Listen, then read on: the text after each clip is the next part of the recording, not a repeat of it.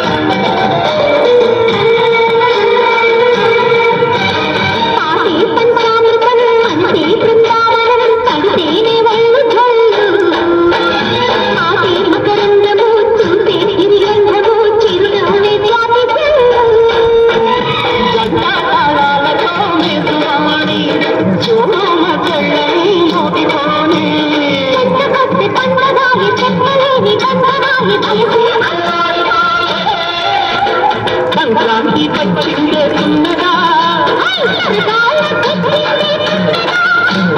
కొత్త ధాన్యాలతో, కోటి పంచాలతో భూలోకం పొందుతుంటే